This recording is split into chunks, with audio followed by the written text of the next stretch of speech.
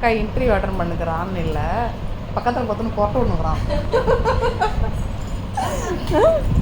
ஏண்டா அவன் யாரும் டிஸ்டர்பன்ஸ் இருக்கக்கூடாதுன்னு சொல்லிட்டு உள்ள ரூமுக்குள்ளே போய் கதவை சாத்திக்கிட்டான். அவன் எழுந்து வெளியே வரல, சாப்பிட்டான், மயக்கம் போய் கொஞ்சம் தான் சாப்பிட்டுருக்கான். முழுசாக சாப்பிடல. இந்த அரைக்கிண்ண சாப்பாட்டுக்கு இவ்வளோ தூக்குமா சாமி? கொரட்டை விட்டுக்குன்னு அவங்களுக்கு கேட்டுச்சா என்னன்னு தெரியல. உன் கொரட்டை குட்டா கேட்டுச்சா? என்ன அந்த பொண்ணு முடிச்சுக்கினே கொரட்டை விடுதான்னு நினச்சிருப்பாங்கடா. தங்கா மழை வர மாதிரி இருக்குது, எப்படி போய் பாப்பாவுக்கு நடத்துன்னு தெரியலையே. எடுத்துகிட்டு வந்துடுங்க முதல்ல. ஆமாம், இல்லை மேலே துணி வேறு காயுது. வா தங்கம்மா. ஆ சரி, போய் மேலே துணி காயுது ஃப்ரெண்ட்ஸ், எட்டுன்னு வந்துடுவோம். வாடா தங்க. பாதி தான் சாப்பிட்டான், பாதி அவன் சாப்பிடல. அதனால பாப்பா ஊட்டி விட்ருக்கான் அவனுக்கு.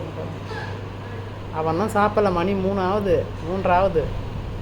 அவன் பாதி தான் சாப்பிட்ருக்கானா. அதனால என் கையில் கொஞ்சம் அடிபட்டுருச்சு, நான் ஊட்டி விட முடியாது. ஏன்னா அந்த அடிபட்ட அந்த வழியாக அவனுடைய எச்சில் உள்ளே போனால் நமக்கு பிரச்சனை வரும்ல. அதனால் முன்னே கேட்டேன் நான் இன்டர்வியூ போகிறதுக்கு முன்னாடியே, நான் அப்புறம் பண்ணுறேம்மாண்ணா. இப்போ சாப்பிட்றத விட்டுட்டு அவனுக்கு ஊட்டினுங்கிறான்.